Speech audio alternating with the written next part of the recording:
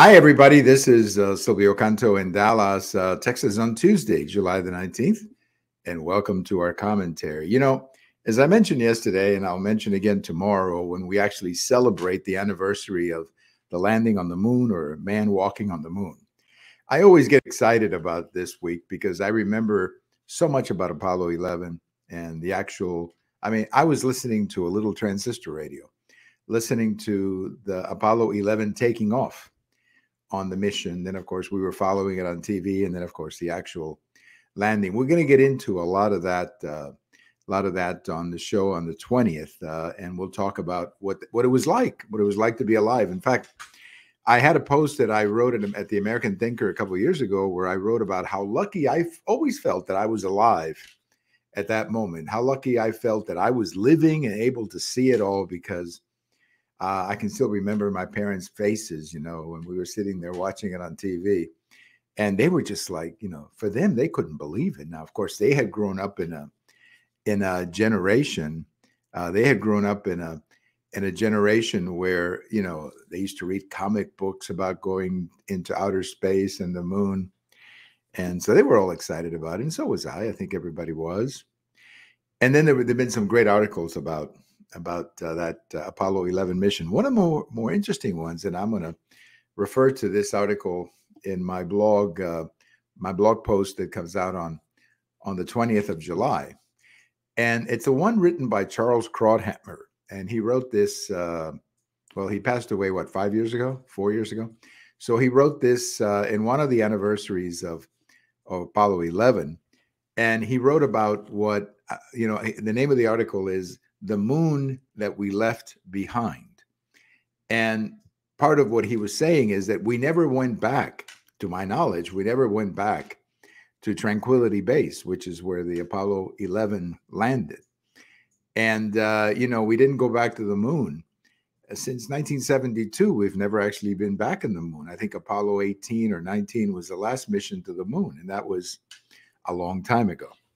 So it's just a fascinating topic, and we'll get into it in more detail tomorrow, on the 20th, when we actually recall the events of that day. Well, let's talk a little bit about politics. The First Lady has been defending her husband, President Biden. Now, look, I think that's great. I think it's great for the First Lady to defend her husband. That's a natural thing to do. We all remember Mrs. Reagan and how touchy she was when anybody would criticize Ronnie, as she used to call him. So I think it's great. I think it's great that the First Lady is defending her husband. What she's basically saying is, my gosh, he inherited all these problems. My gosh, he got hit by all these problems. Look, I think that's where I take issue with the First Lady. I'm glad that she's defending her husband. That's a wonderful thing. But I take issue a little bit with her analysis. If you want to talk about being hit by problems or being hit by something, you talk about 9/11. Talk about that, how well President Bush handled that. I mean, President Bush had to restructure our entire security system in the United States because of 9/11, and he did a great job, absolutely great job doing it. Then you have, of course, the pandemic that hit President Trump in March of 2020. And you can go back and you will see that nobody was predicting what actually came. There's a lot of people who are very smart after the, sort of Monday morning quarterbacks, as they like to be called. But Dr. Fauci, there's a video of Dr. Fauci in February saying, hey, this is not going to be as bad as everybody say it is. So he got hit by this, and I think he did a reasonably good job. And that takes me back to the First Lady. I think that the First Lady, I understand, again, her defense of the president. I understand that. Or her husband, I should say that. That I sympathize with. A wife defending her husband, that's a good thing. But I think in this case, what has gotten her husband in trouble is not the unexpected things that happened, but the way he handled himself and the way he reversed a lot of the good things that were happening when he came in. When President Biden came in, we had an energy policy that was working very well. We had a border policy that was working extremely well. We had an economy that was actually coming back naturally, coming back from, again, look at the timeline. Go back to March of 2020. The American economy is doing extremely well. In fact, the American economy is doing so well in March of 2020 that all the experts, all the so-called experts, were predicting the re-election of President Trump just on the economy alone. And things were going quite well for President Trump at that time. And then, of course, you get hit by the pandemic and you got to govern in the middle of a pandemic and all kinds of things happen. But when it was passed on to Joe Biden, things were actually in a recovery. The economy was in a recovery. So what did President Biden do? Well, the first thing he does is he signs executive orders, basically trying to destroy the fossil fuel industry. Well, that may sound real good in theory, but what that has meant is higher gas prices. Then they reverse what President Trump was doing on the border. Well, that has created tremendous political problems for President Biden.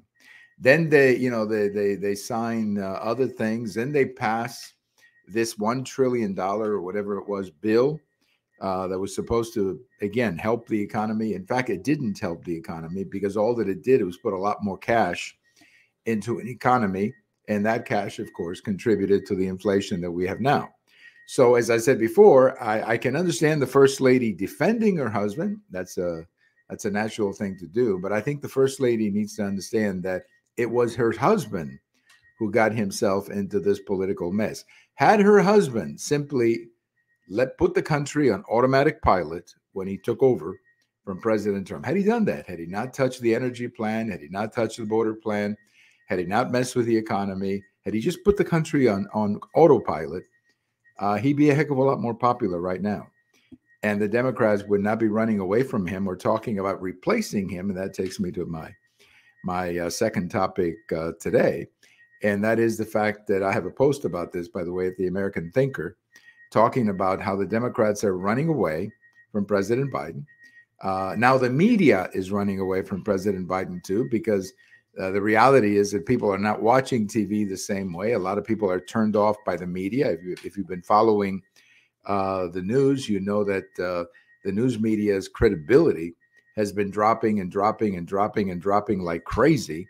And, half of the country doesn't even believe the news media anymore. They don't believe the news that they are getting, which is not good, because if you don't have a strong news media, what's going to happen is that,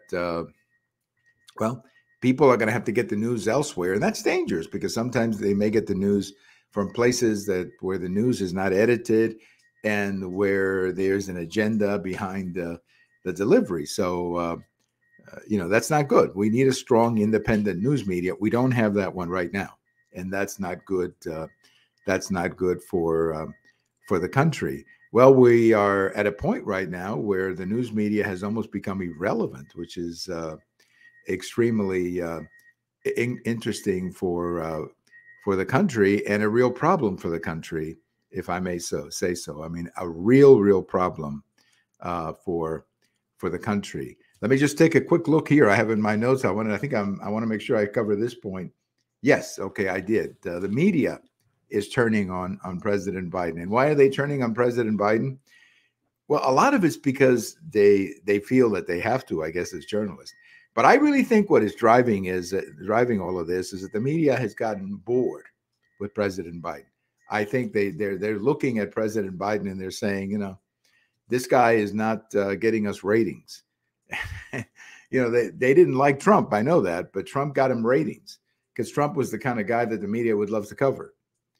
And Biden is not that kind of guy. I think one of the things that I post today at the American Thinker in my post is that the biggest mistake that the American news media made in 2020 was in their hysterical obsession with President Trump, and just focusing extremely, almost to the point of hysterical obsession. You've heard, the idea of Trump derangement syndrome. Well, that is what we had on the part of many reporters who just couldn't get enough of Trump.